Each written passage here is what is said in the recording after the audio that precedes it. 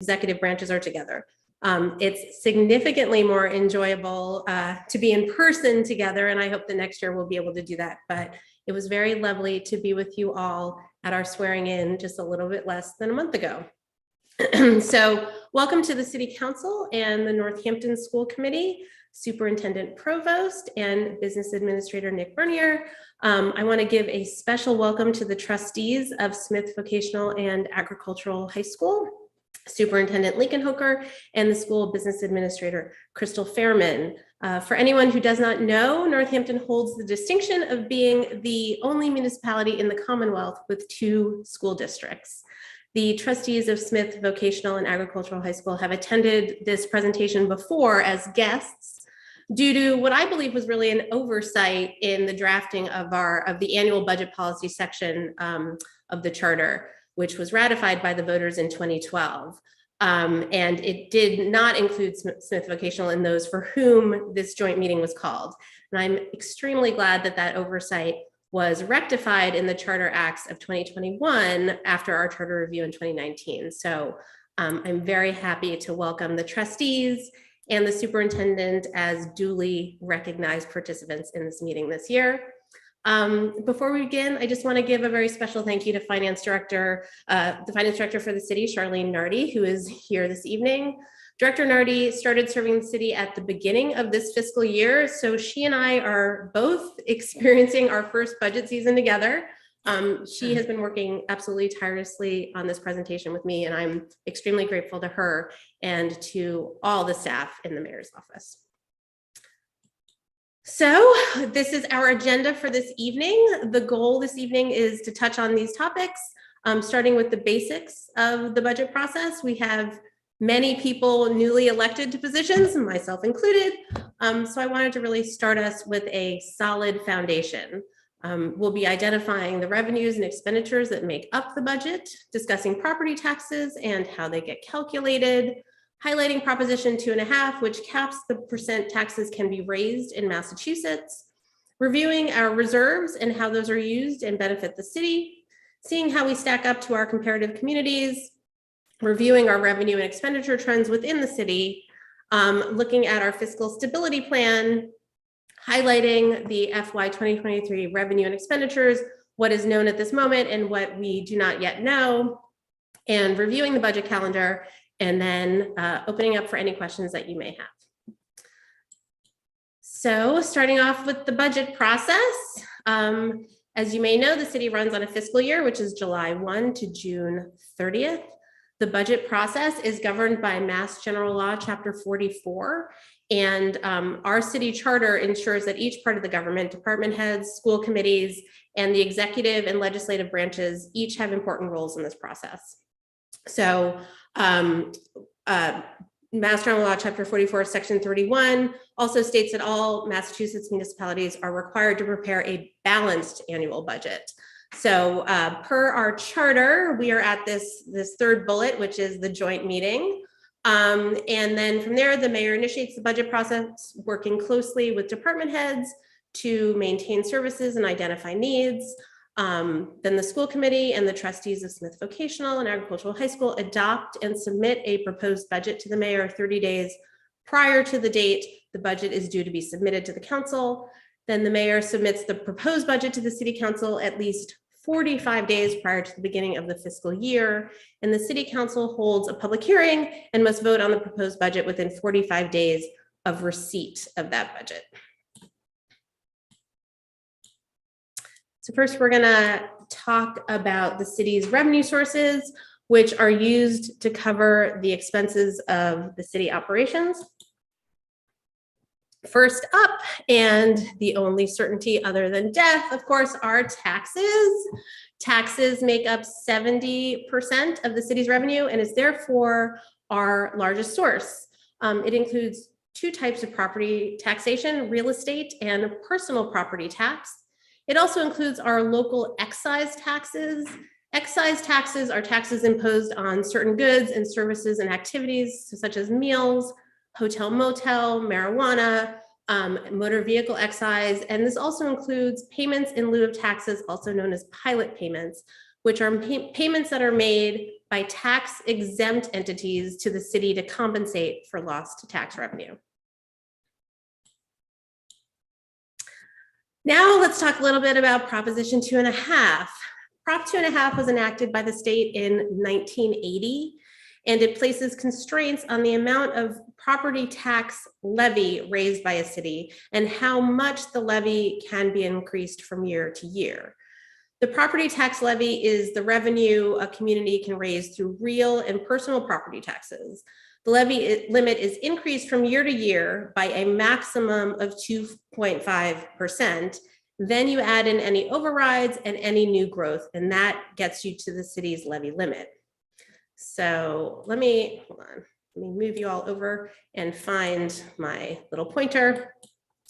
So as you can see in FY 2021, the city added in $2.5 million in an override, but did not tax against it. So if you look down here, so we left $2,509,272 of excess or unused capacity, which means that we did not tax to the full limit that we could have.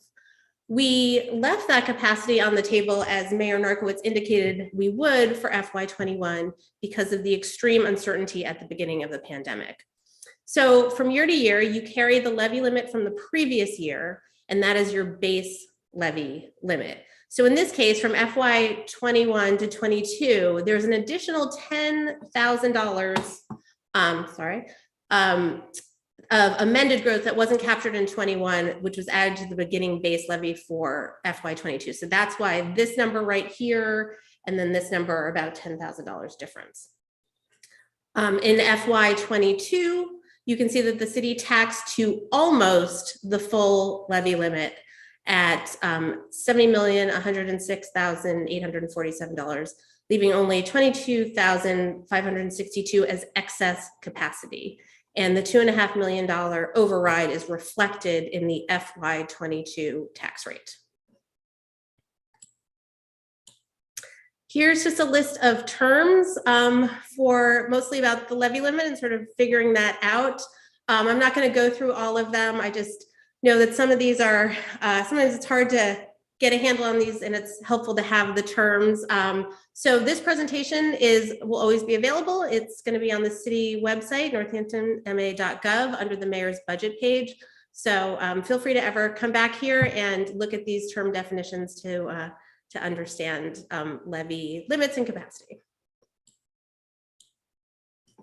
Our second largest source of revenue is state aid. It includes the Chapter 70 school aid, charter tuition reimbursement, unrestricted general government aid, also known as UGA, payments in lieu of taxes for state-owned land, reimbursement for veterans benefits, abatements for our older adults, offsets for incoming school choice and public libraries, and a few other state revenues, and also the Massachusetts Ambulance Certified Public Expenditures, which are Medicaid reimbursements received by the fire rescue EMTs. So those are our state revenues.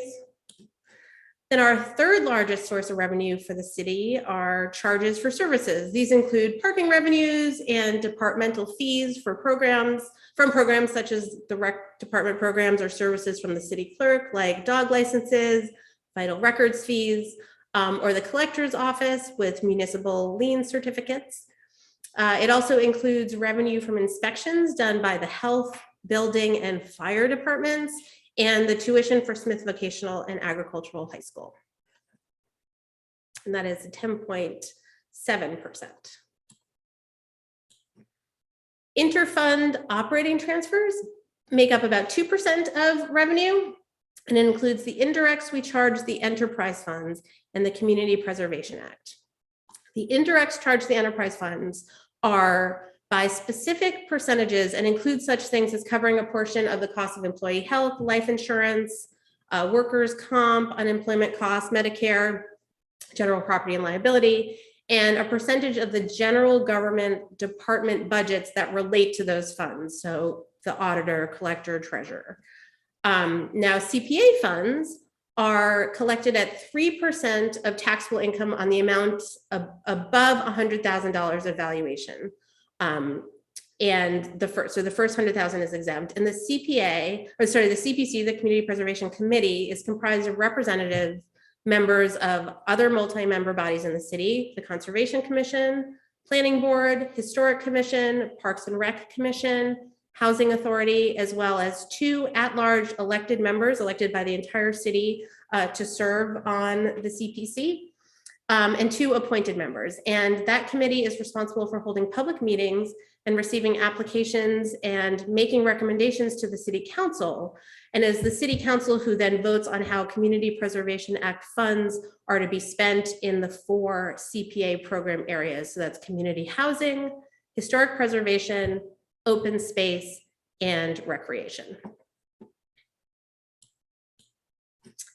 Next, we have licenses and permits and fines and forfeits. They're a much smaller portion of the revenue picture, but an important one. These include liquor licenses, departmental permits from the city clerk or the health department, fire department and building. And then we have fines and forfeits, which include motor vehicle citations and parking tickets. So fines and forfeits are only about 0.5%, and licenses and permits are almost 1%. Now, federal revenue that's included in the budget makes up a much smaller portion of our revenue. Basically, these are Medicaid reimbursements for the schools. So in FY21, this was $151,000, and these are Medicaid reimbursements for students who are eligible to be reimbursed for services. So that comes out to 0.08% of our revenue. Now, miscellaneous revenue makes it the smallest portion, and it includes PVTA 5 college reimbursement, interest on investments and shared services we provide to other communities for which we get paid, which are veteran services, Laserfiche, and weights and measures services. And that makes up 0.3%. So this is an overview of the projected revenues for our current FY 2022 budget, which is now a little bit more than halfway through the fiscal year. So this is what we are projecting the revenues will be for the rest of this fiscal year. Moving on to expenditures. This is an overview of our expenditures for FY 2022. Education is always our biggest portion of expenditures, and on the slide, it's listed at about 40% of our budget, which only includes the direct cost for the school, but we'll talk about that a little bit more on the next slide. The next biggest cost is employee benefits, health insurance, and retirement, which is 20% of our expenditures. Then we have departmental budgets according to their municipal categories. Oops, sorry. Now let's just do a little bit of a deeper dive on schools, as we have the 2 districts here with us this evening. As mentioned, the costs on the previous slide only include the direct costs, so that's the budget of the schools.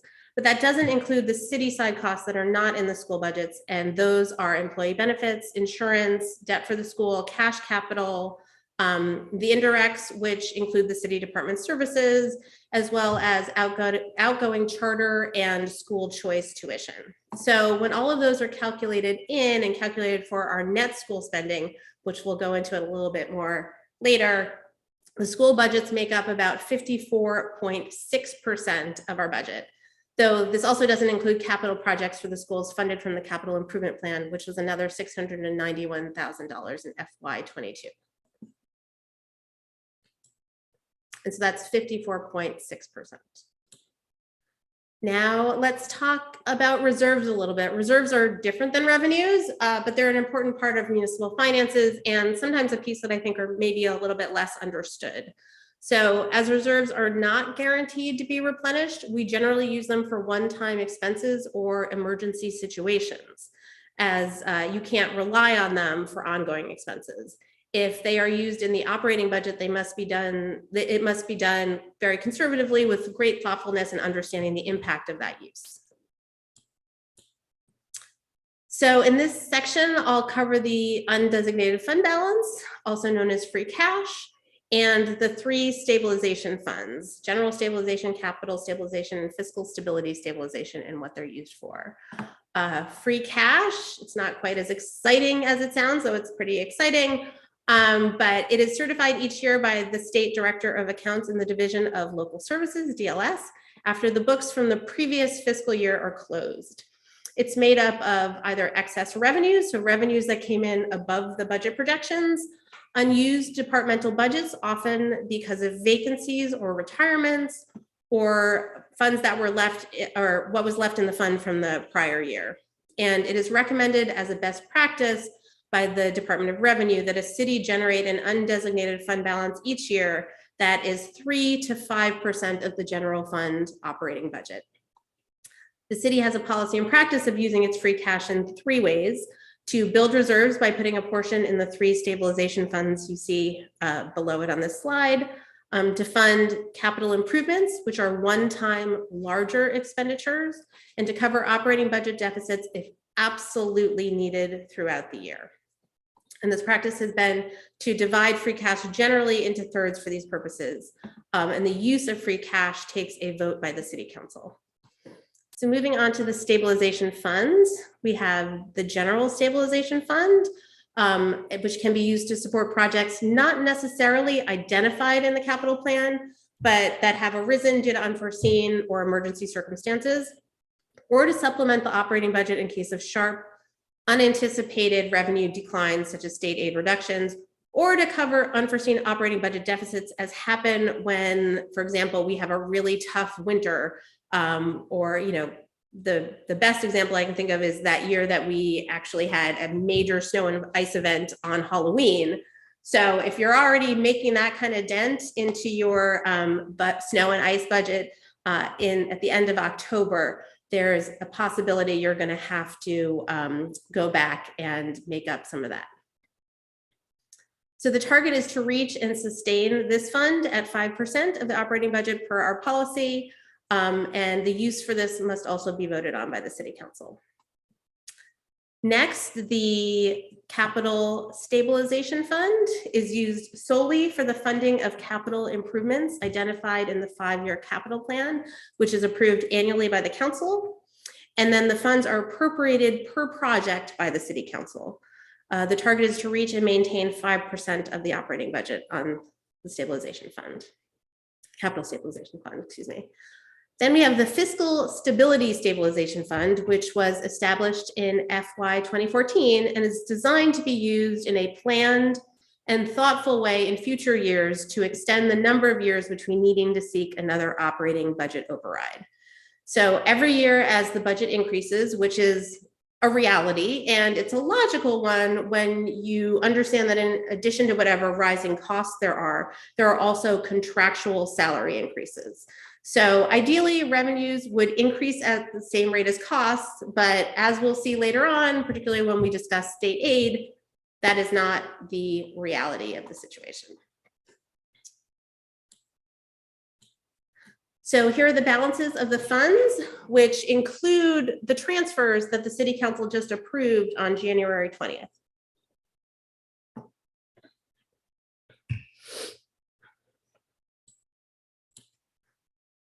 So why do we need to maintain our financial reserves? Because they provide continuity of service and stability through unexpected and uncertain times. So financial reserves provide financial stability when there's a natural weather related disaster, there's a failure of major infrastructure, such as building boiler breaks, or there's a major roof leak.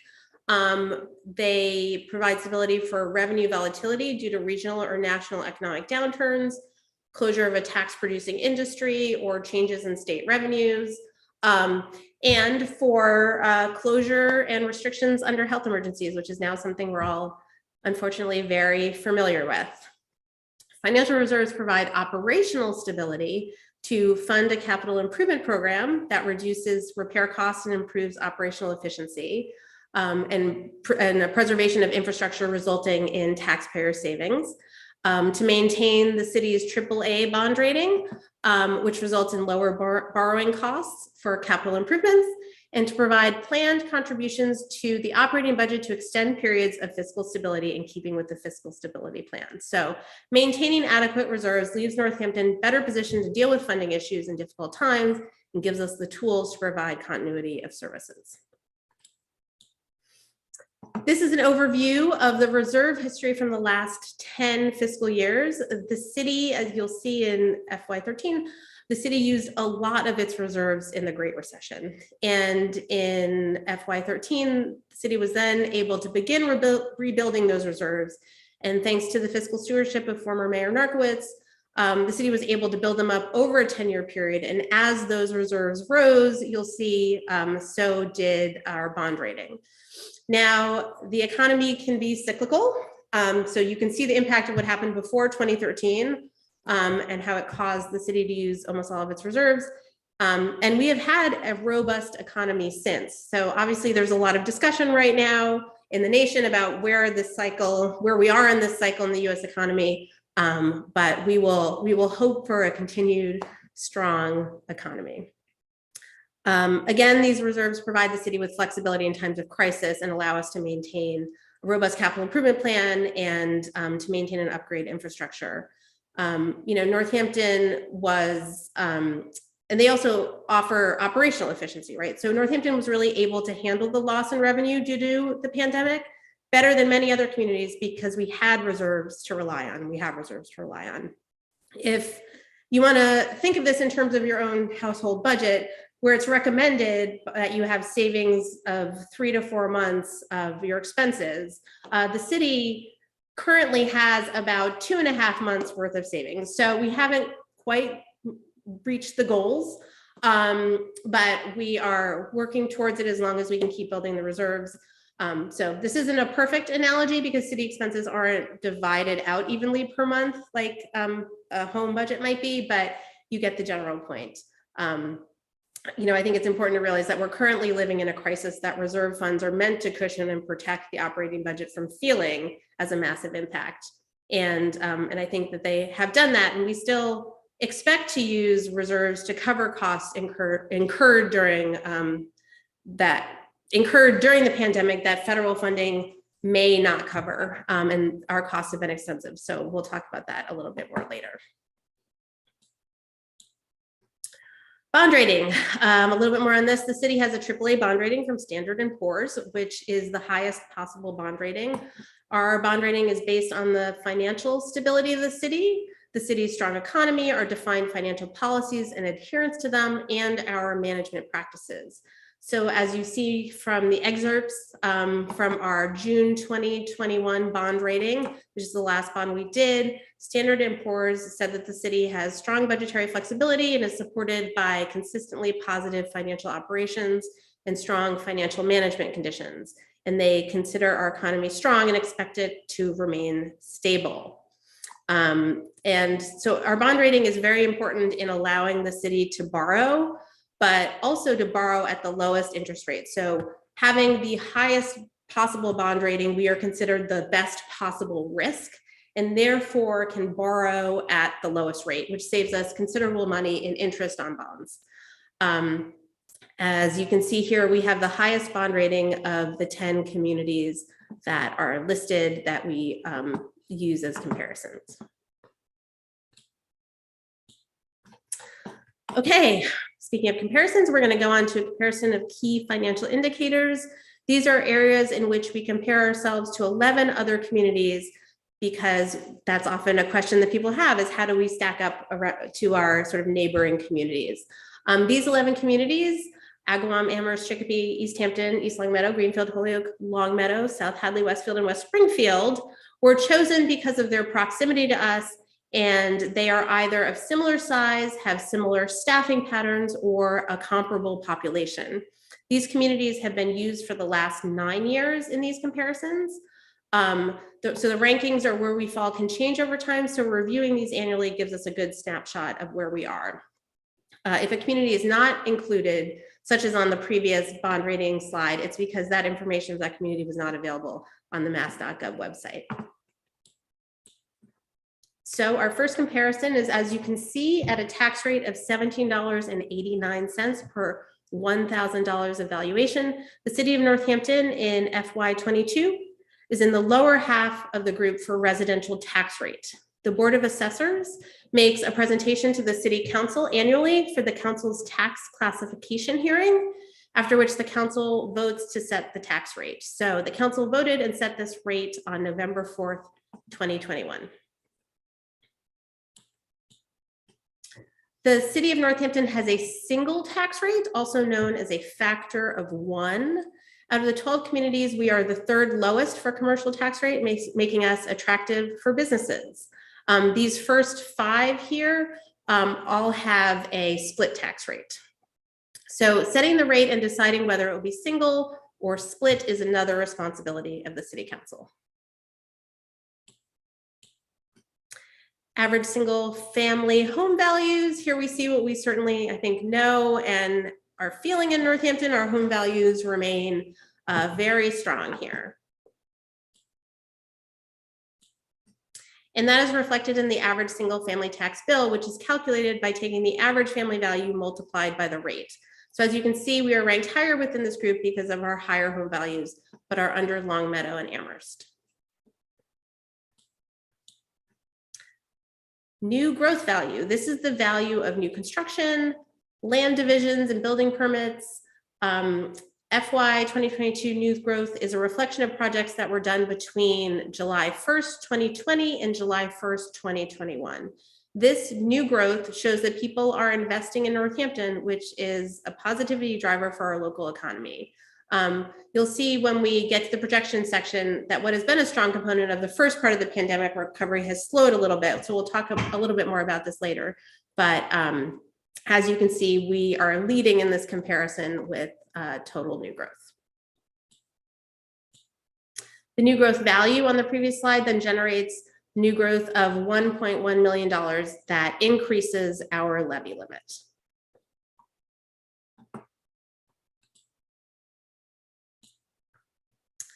So this is looking at the general fund revenue by source.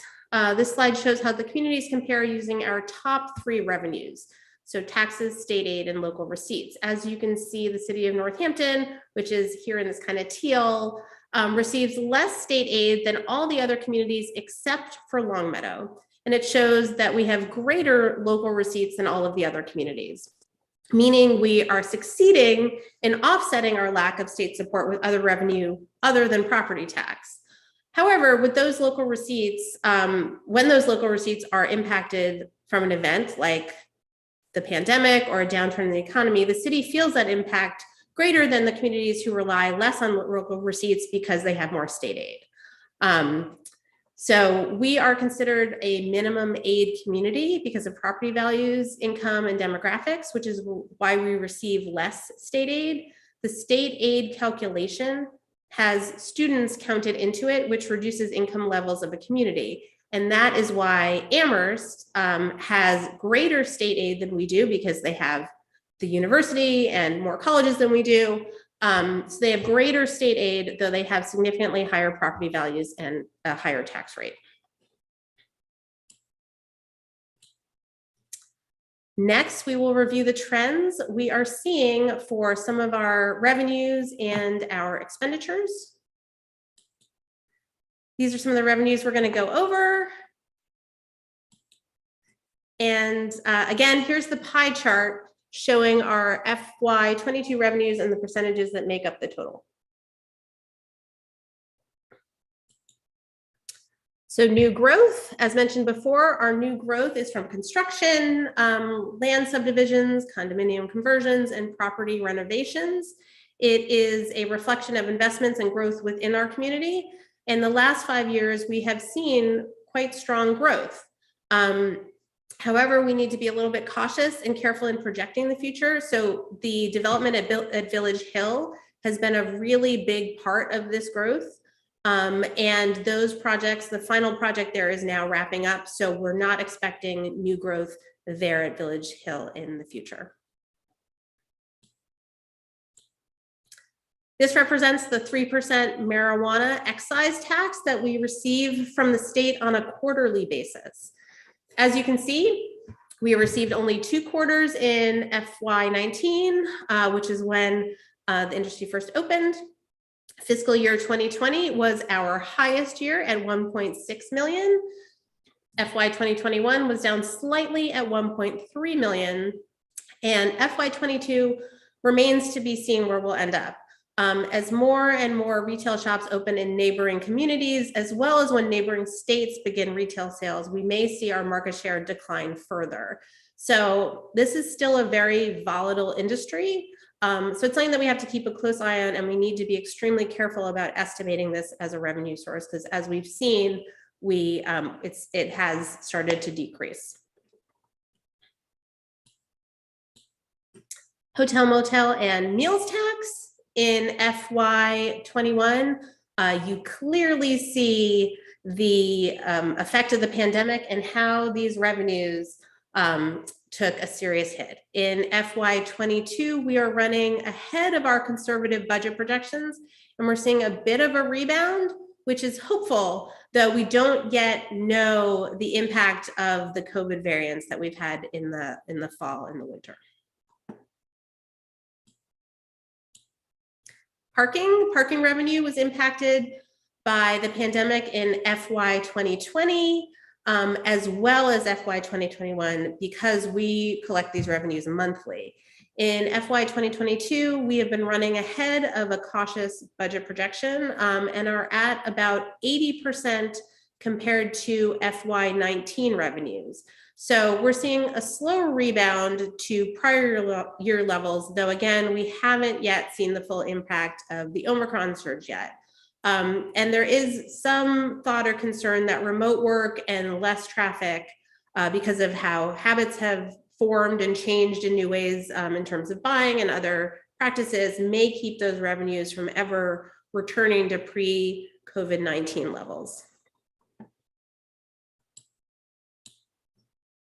Building permit revenues were down slightly in FY 2020, but remained fairly strong in FY 21 with many home projects that were being done. We have estimated a slight decline in FY 22, which may continue into FY 23 until access and cost to supplies are better. As we know, there are supply chain issues, and costs have really kind of gone through the roof in terms of building materials. Okay, state aid. So this chart right here is one that has had a really big impact on me for years. You might wonder why. It's kind of boring. It's maybe the least visually interesting one. As you can see, it is a fairly flat line. A handful of years ago, when I started to really understand what it meant, I really couldn't stop thinking about it, and it has frustrated and motivated me ever since. I printed it out, I brought it to presentations and speaking events. It's something that I reference often, and I've been known to sort of whip it out of my bag and show it to people when talking about state aid. So this shows net state aid to Northampton over the last 20 years. It excludes offsets for school choice, which go directly to schools, and offsets for libraries, which go directly to the libraries. So as you can see, not only has it remained relatively flat and hovering in the around $10 million range for the last 12 years, but it went down significantly from where it was in 2002 at around $13.5 million. So this is not adjusted for inflation. It is not a relative value. These are actual dollars. As we know, expenses have not remained flat. So what this means is that we get significantly less of our state tax dollars than we did 20 years ago.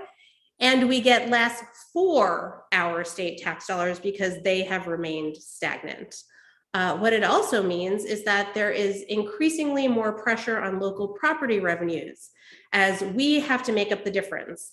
And those revenues are capped at 2.5% under Prop 2.5.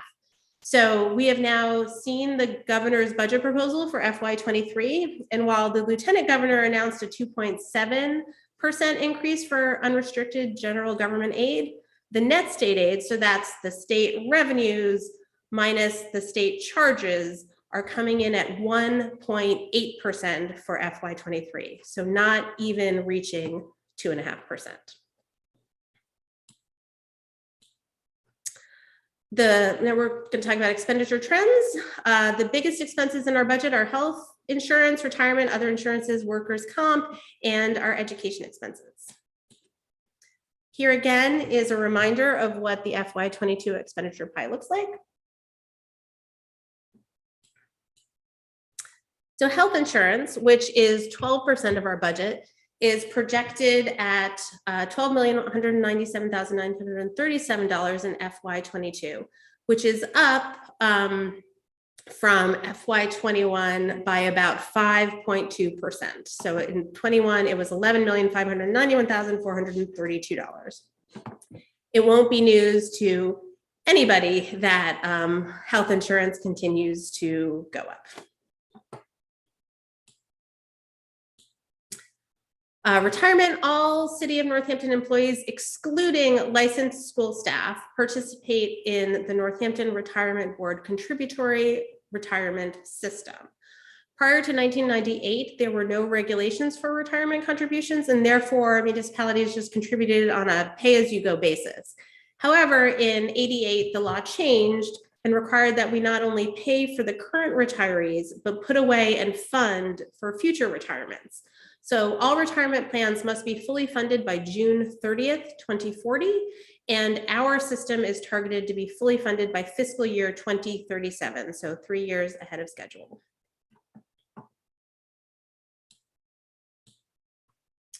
Other insurance costs of the city are workers' comp, general liability, auto insurance, police and fire workers' comp, and property insurance, all of which, as you know, generally go up as well.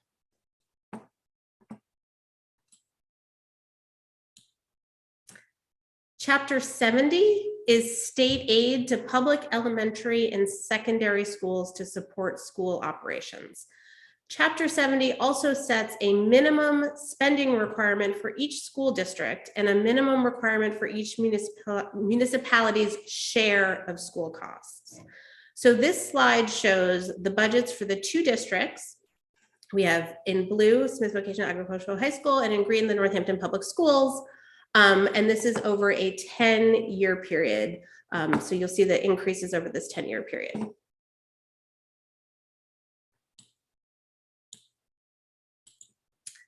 This slide shows the proportion of the budgets that are Chapter 70 compared to actual school spending by the city. You can see again how flat the Chapter 70 aid is, while the city portion is continually rising. Again, it highlights the pressure on the community to continue to provide our high quality education without any increase in state support.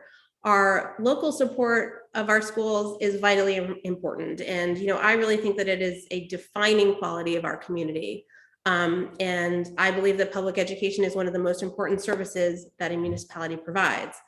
But the state's diminishing support, and it is diminishing since flat means it is not keeping up with the cost of education, I hope is evident in these slides. Just to give a little definition of net school spending, which can be confusing. So the foundation budget equals, also known as net school spending, equals our local contribution plus the Chapter 70 aid. So the foundation budget is adjusted annually to reflect changes in enrollment, demographics, inflation, geographical wage differences, and wealth factors are part of the formula. Required net school spending is the same as the foundation budget. The community must meet required net school spending with its contribution plus Chapter 70.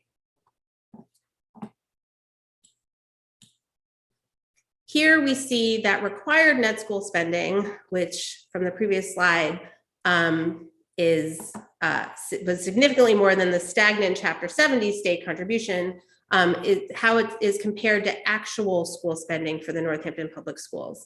So this slide illustrates the required net school spending, which is in blue, versus the actual net school spending for each year, over the 10-year period. So the city has spent more than required, and that amount has continued to keep growing.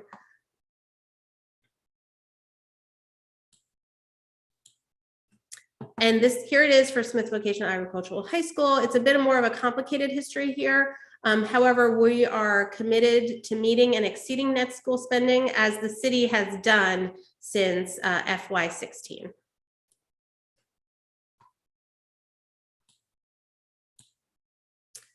Now let's talk a little bit about the fiscal stability plan. Here's a history of the contributions and uses of the fiscal stability plan since its inception in FY 2014. In FY 14, we used some of the raised funds from the tax override to fund the plan with $774,090. In FY 15, we contributed another 1.2 million, that's here in the brown, to that amount from the previous year that it was started with. And then we continued to contribute as we could in FY 16 and 17 and 18. Then in FY 19, this was the first year that we had a shortfall in revenue, and we used $277,850. That's what's represented in this blue here to fill for the budget, to fill the gap. In FY 20, we used $775,874 to fill that budget gap. And then in FY 21, we used $411,367. As you'll notice, later in those years, we used free cash when it was certified, which generally happens in mid-November, and we added funds back into the account. Another override was passed in March 2020, but as we have discussed before, it wasn't used in the levy limit in FY 21. It was in FY 22. So on January 20th, the City Council voted to put $500,000 of our free cash into the Fiscal Stability Fund. You see that right here. And that extra $3,753 represents the interest added to that account. Now let's talk about FY 23 revenue and expenditure projections. So as highlighted in the earlier slides, these are the top 3 revenues of our budget. As we go through, I think you'll see why we need to be cautious in our projections. As with the 2.5 automatic increase, and a conservative estimate on new growth at $750,000, we know that we can raise within the levy an additional $2,487,723. So that is the amount to which we can raise the levy. This might be a little bit hard to see. This is the cherry sheet. The governor's budget was released last Wednesday. Per that budget, the city of Northampton's net state aid, so that's the state revenue again, minus the assessments, which are the payments back to the state we need to make. Our aid is increasing $190,656 or 1.8%. These numbers can change as the state works through its budget process, but this increase is very, very low, particularly in light of the fact that state revenues were pretty robust this year. In looking at the details, Chapter 70 up here went up about a little bit more than $83,000 as we expected. However, charter school sending tuition down here, which is paid out of city funds, went up $412,679.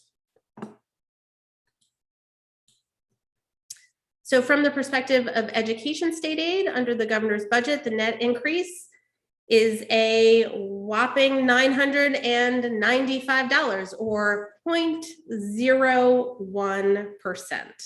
So as you can see, state revenues are coming in increased by $370,553. However, charges are increased by $369,558 for the net increase of $995. So the school receives incoming school choice tuition, but the city is responsible for paying the school choice and charter sending tuition.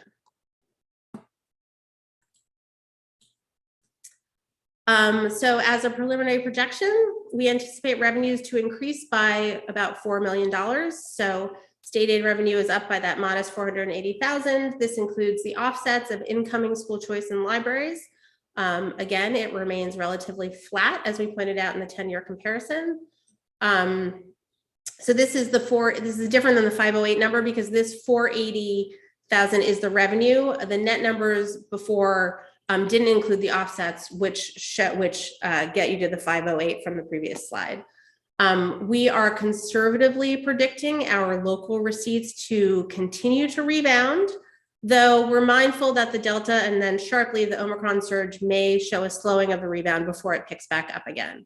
Again, we've been seeing meals and hotel, motel, and parking rebound a bit this year. We're at about 90% in hotel, motel, and meals taxes, and about 70% in parking if we compare FY22 second quarter revenues to second quarter FY19 revenues, which we are using as the benchmark as the last full fiscal year before COVID-19 impacts. Unfortunately, we are seeing some permit revenues dropping. One example is in building permits, which again is most likely a reflection of the backed up supply chain and the steep rise in building costs. So therefore, we are conservatively projecting those lines, but we'll continue to refine them throughout the rest of the budget process and as we get more data. This is another look at the pie chart and how FY23 projected preliminary revenues make up the budget. At this point, we are not projecting the use of the Fiscal Stability Fund.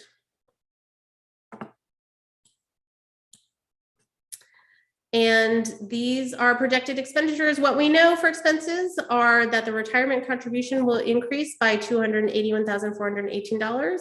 Again, the state is requiring that all retirement plans must be fully funded by June 30th, 2040. And our plan has us reaching that by fiscal year 2037.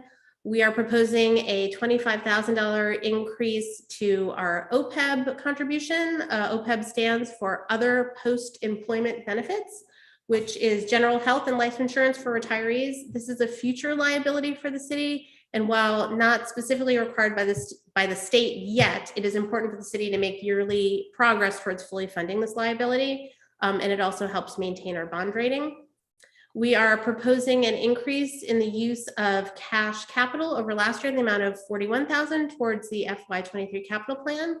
As we mentioned earlier from the governor's budget, we have an idea that the sending tuition of charter and school choice, and charter is projected to go up, school choice down. And I have committed 4% increases to both of our school districts for FY 2023, as they are already working on their budgets. So what we know is this leaves just under $1.7 million for the things we don't yet know. And those are some big items, namely health insurance, which was $12 million for the current budget, or 12% of the budget, and other insurances such as property, vehicle, general liability, and employee liability. So a 5% increase. Again, the increase from 21 to 22 was 5.3 or 5.4, I think. So a 5% increase in that, another 5%, at least 5%, would equate to $635,000. And then we have departmental increases and the impacts of collective bargaining on all units. So those are the things that we don't yet know what they're going to be. So let's talk a little bit about funding resources to address the pandemic. COVID-19 has impacted the city budget and our lives since March 2020, and we're now entering the third year. Over the last 2 years, the city has accessed federal funding to address the impacts of and aid in the recovery of the pandemic. None of this is part of the budget and they cannot be used for the general fund, but I wanted to quickly highlight them. Up top, we have CARES Act funding. So this was passed in March 2020, and the city received and spent $2.5 million of this federal funding. These numbers only reflect the funding that's been tracked through the mayor's office. So the schools received funding through ESSER funds. and other departments received grants. So this is just the money that has come through on the city side, not including those. And next we have Federal Emergency Management Agency funding, the FEMA funding. So when the nationwide emergency was declared in March 2020, this enabled FEMA funding. The city has spent and submitted for reimbursement approximately 1.1 million in COVID-19 expenses for FEMA funding. And that funding is targeted to end in April 2022. We have not yet gotten that reimbursement, so it is not a guarantee, and there's still a possibility that we might have to use reserves to cover those pandemic costs if FEMA rejects all or a portion of those applications. So we are waiting to see what's going to happen with that, with those applications that we have in for FEMA funding. And then we have the American Rescue Plan Act. So this was the March 2021 Act.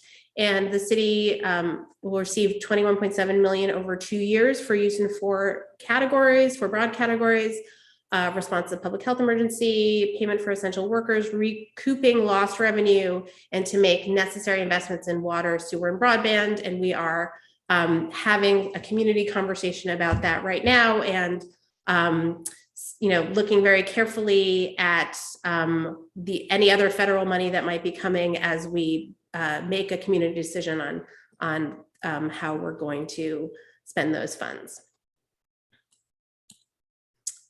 So what does this mean for the FY23 budget? So a lot is still unknown, such as the impacts of the ongoing pandemic and what the increases in some of our larger expenses are going to be. But what we do know is that Northampton's going to continue to maintain a competitive residential commercial tax rate compared with neighboring communities. Single family home values will remain strong as the city continues to maintain high quality municipal services, our schools and safety and public works and public health. New growth will continue to provide additional levy capacity in FY23. The preliminary estimate again is $750,000, and we are carefully looking at indicators for new growth. Local receipts such as parking, meals tax, and hotel motel are slowly rebounding again, although the recent rise in Omicron cases may still have an impact, and we're watching that. The negative impacts of the coronavirus health emergency will continue to be addressed, and inflation and supply chain issues will increase costs and impact departmental budgets. We are already seeing that. I'm sure you're all seeing that in your own lives, and the city is certainly seeing it with our own rising fuel and energy costs. And so the city will continue to be conservative in budgeting and management practices. So we're almost there. We're going to go over the budget calendar. Again, here we are, February 1st at the joint meeting. The next deadline is March 2nd, the deadline for the 5-year capital improvement program to be submitted to the City Council. April 17th, 2022 is the deadline for the Northampton Public Schools and Smith Vocational and Agricultural High School to submit their adopted budgets to the mayor. May 16th, 2022 is the deadline for the mayor to submit proposed City of Northampton FY23 budget to the City Council. And then June 30th is the deadline for the City Council to hold a public hearing, by which to have held a public hearing and to vote on the proposed 23 budget. And that brings us to the end of our presentation. Let me escape out of here and be able to see your faces. Okay. Let me see, are y'all still with me? I see a lot of you. Excellent. All right, everybody. Thank you for, that was kind of a wonky deep dive. I hope it was helpful. So again, hold on, let me, I need to stop sharing, don't I?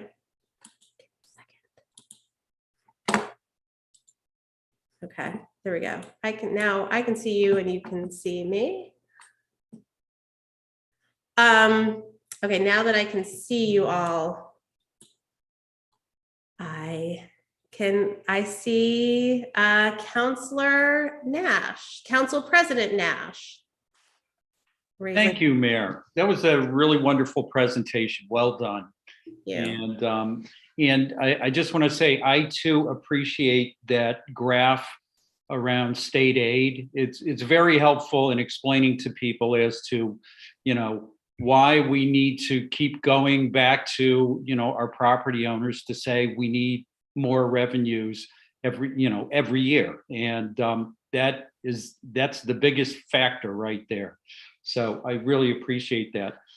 This may not be on your radar, this question, but I know that Mayor Narkowitz had explored pilot programs in the past. And I'm wondering if you have any thoughts on stepping into that in the next year. I know you've had a very full schedule the last month, but I'd be interested in getting your thoughts on that. Yeah, you're right. I had not planned to talk about this evening. But actually, as you know, Smith College just made a generous gift to the city of Northampton of $500,000 over the next 3 years.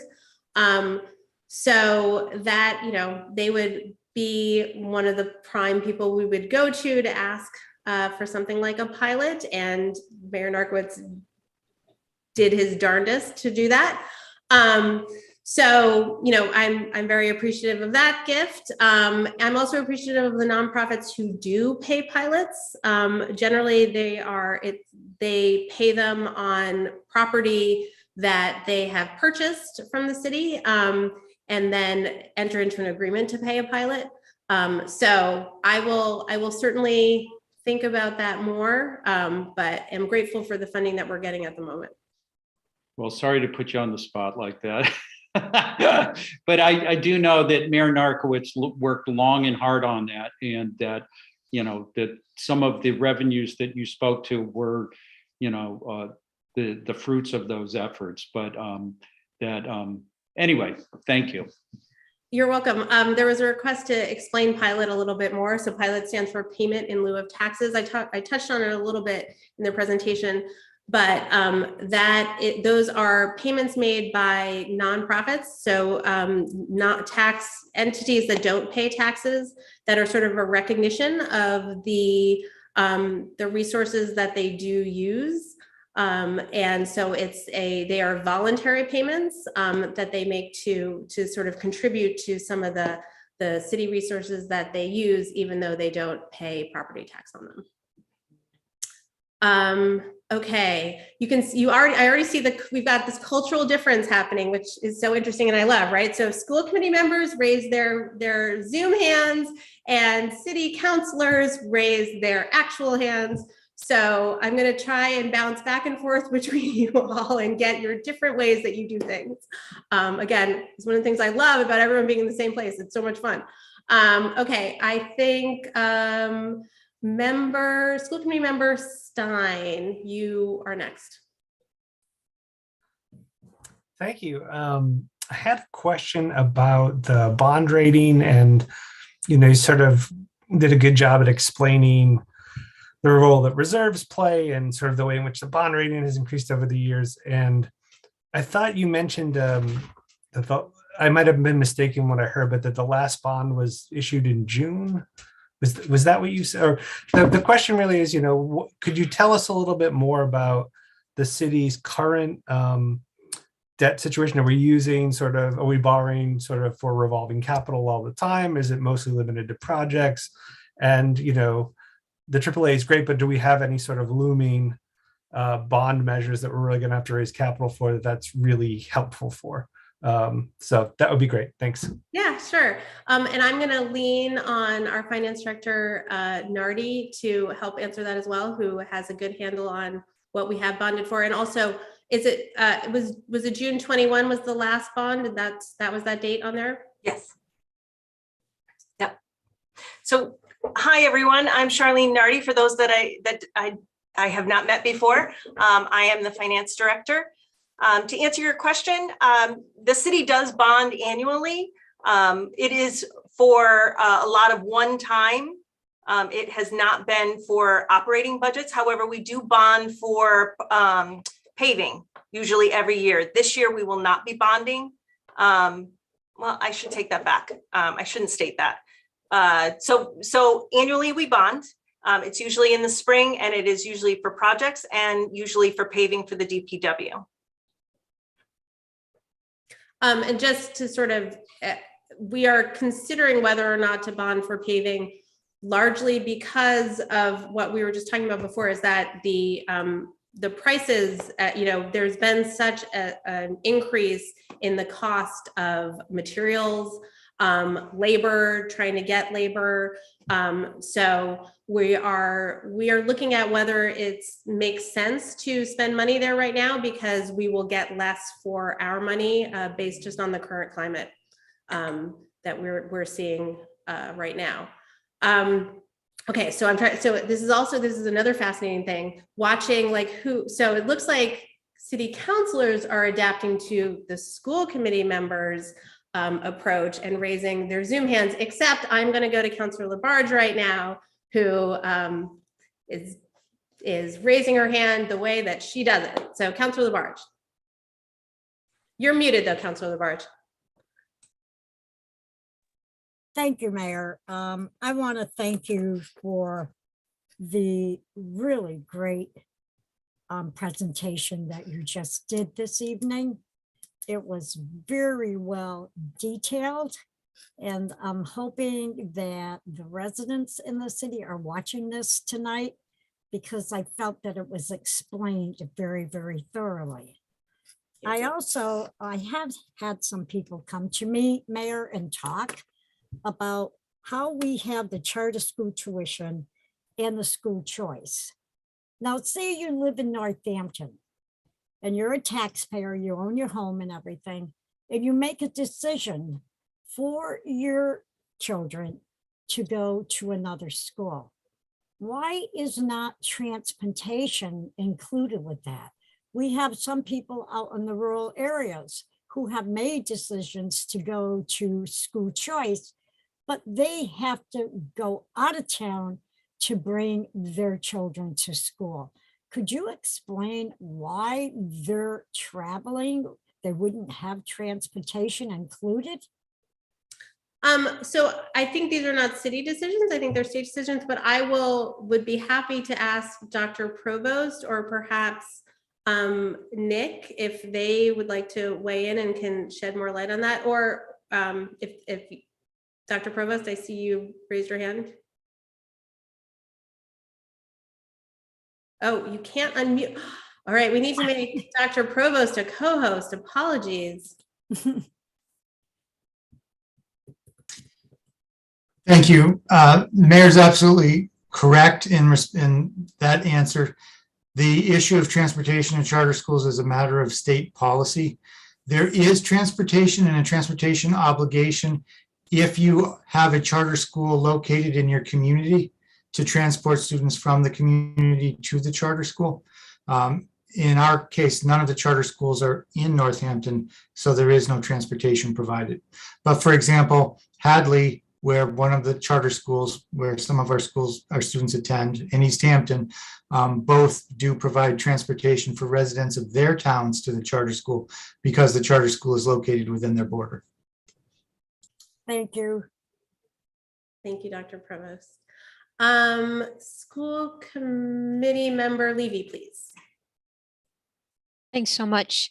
I echo Councilor Labarge's gratitude. I found your presentation, Mayor, incredibly clear and very, very helpful in understanding the finances of the city. So thank you.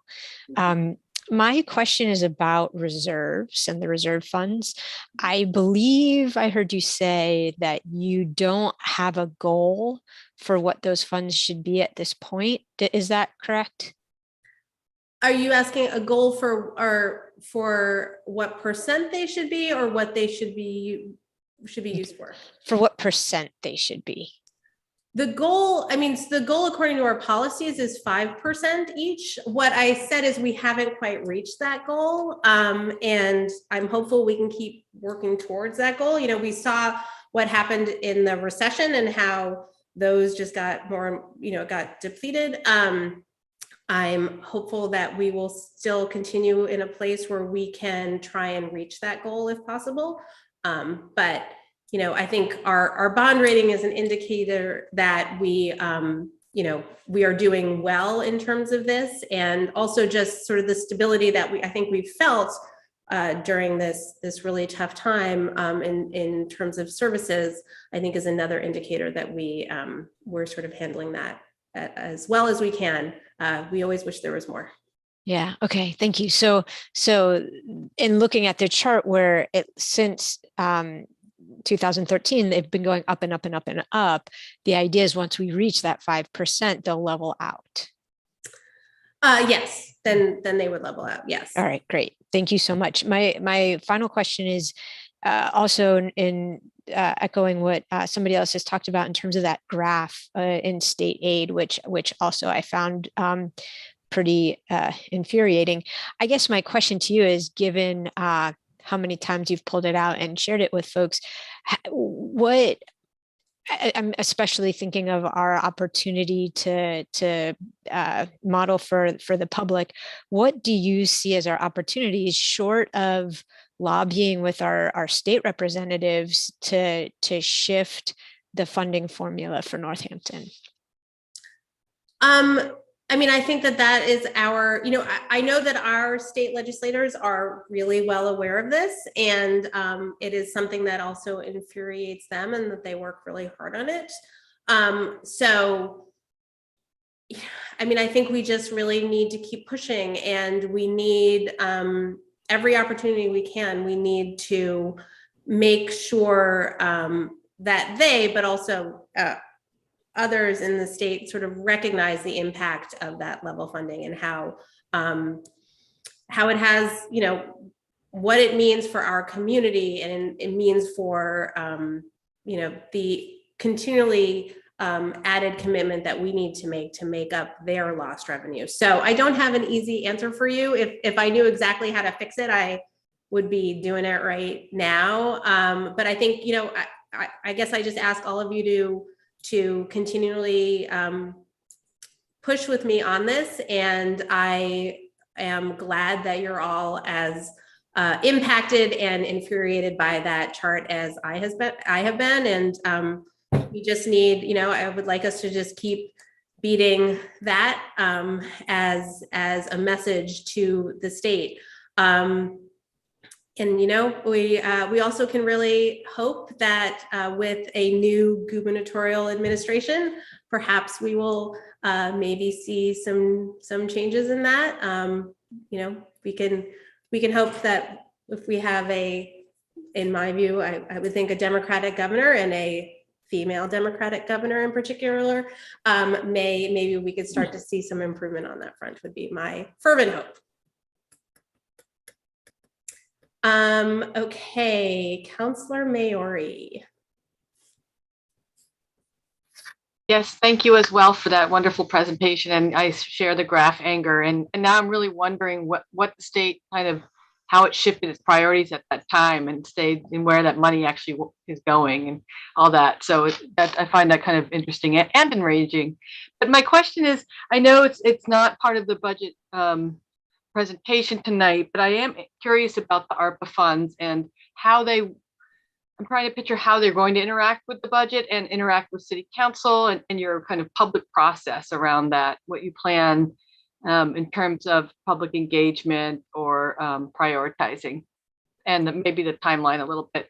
And if you're going to do a presentation on ARPA separately, we could cover that then too.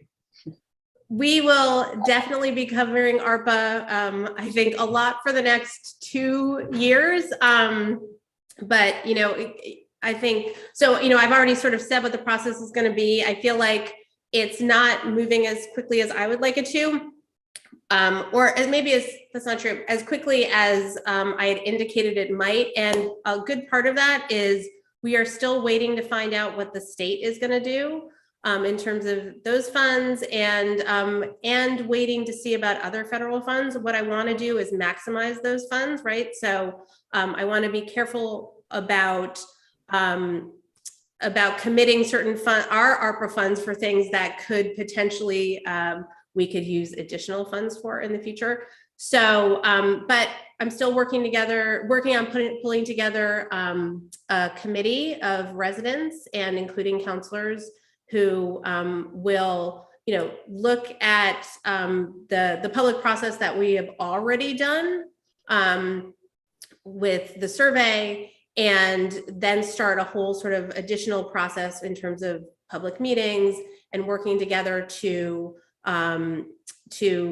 just sort of generate the community consensus and figure out how we can use those funds everywhere possible. One, to protect the general fund and the city tax dollars from one-time expenses around the pandemic, but also just to identify some of the things that we know are really important to the community. But another thing that we're still very much in this pandemic, and we just have seen a whole, but we've just had some new expenses around it, around setting up other testing and masks and providing services during this last surge. So we want to be very careful that we have funds to cover those expenditures. Thank you. Thank you.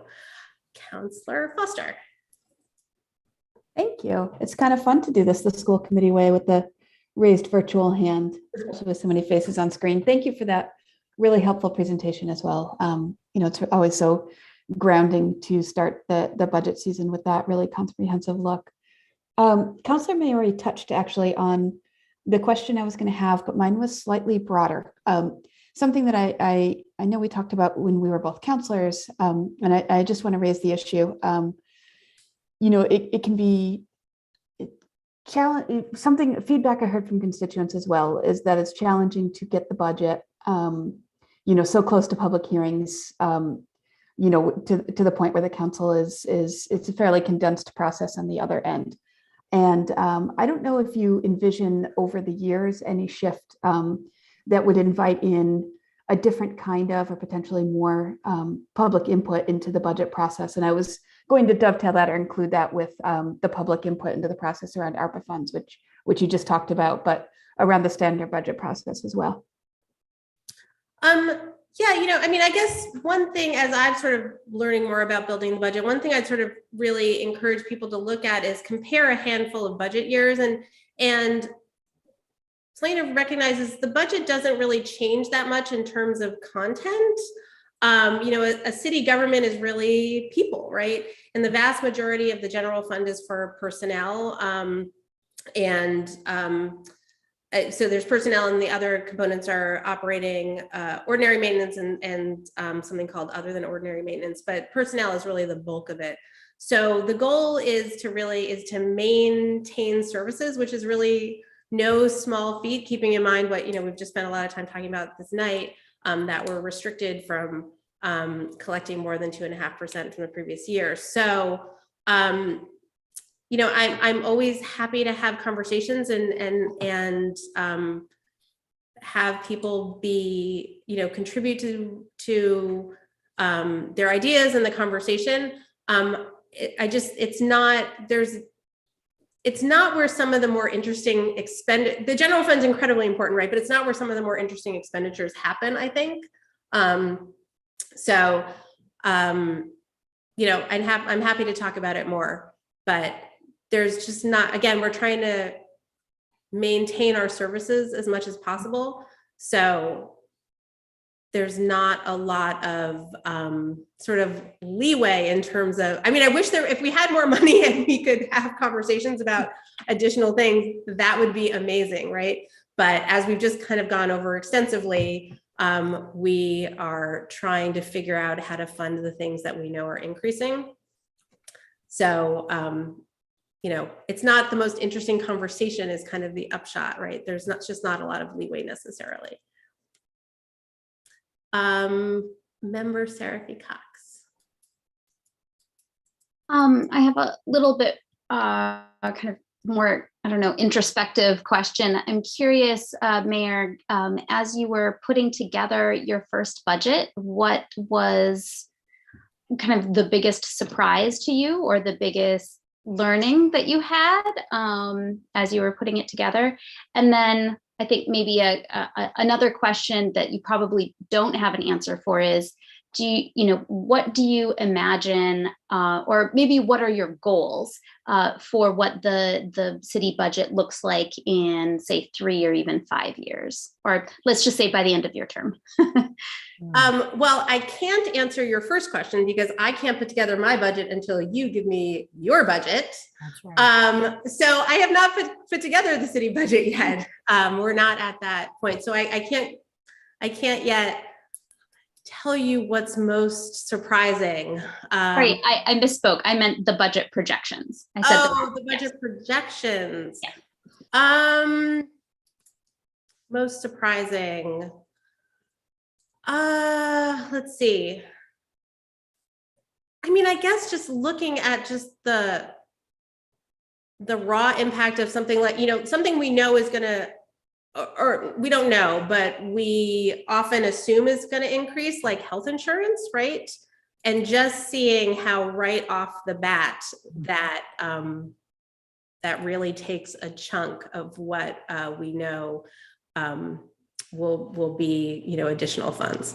So I think that was maybe sort of the biggest wake up call of like, oh wow, okay, this is there's just really not a lot of, again, when we don't get any increase from the state or barely any, and we know that things are increasing more than 2.5%, there's just really a very small amount that's left over after we, project all of our obligations. So I would say that's it.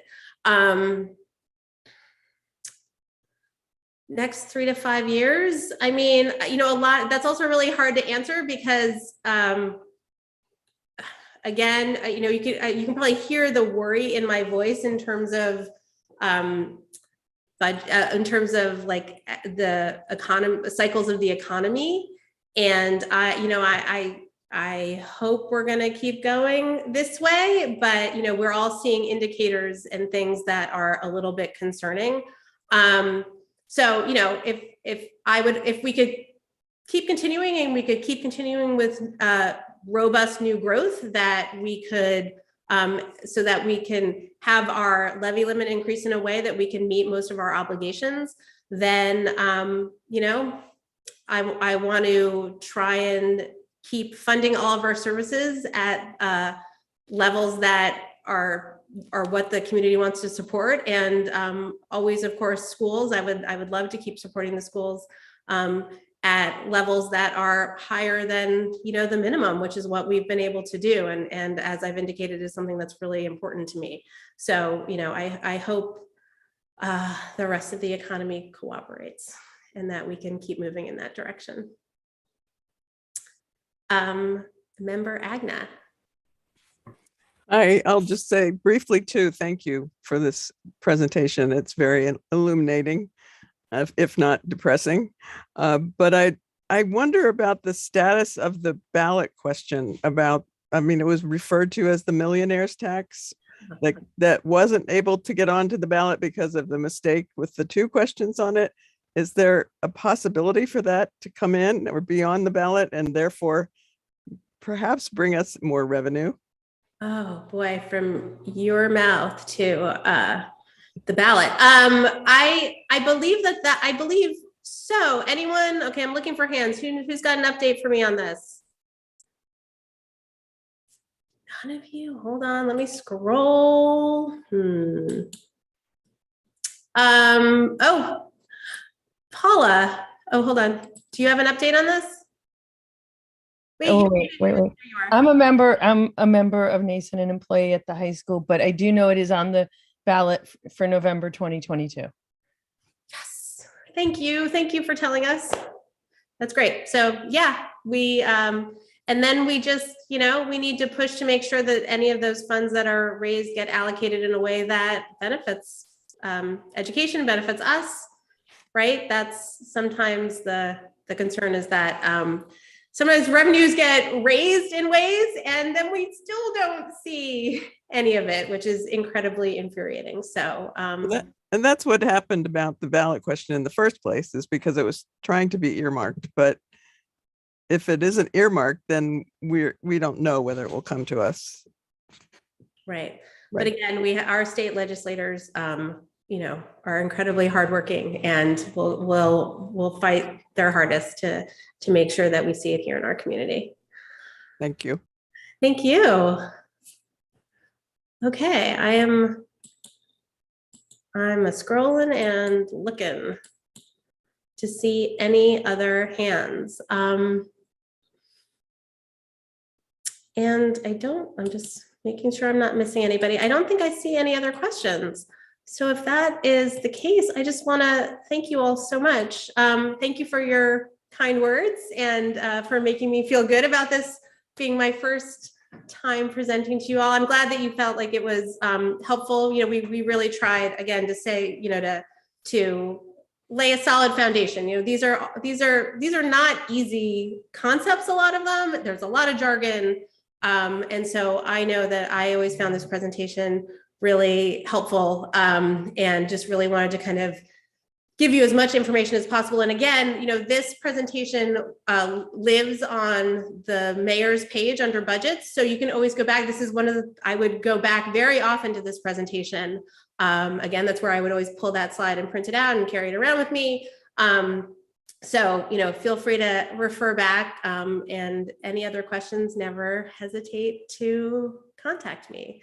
So thank you all so much. Thank you again to Finance Director Nardi for her tremendous help and work, and the rest of the staff.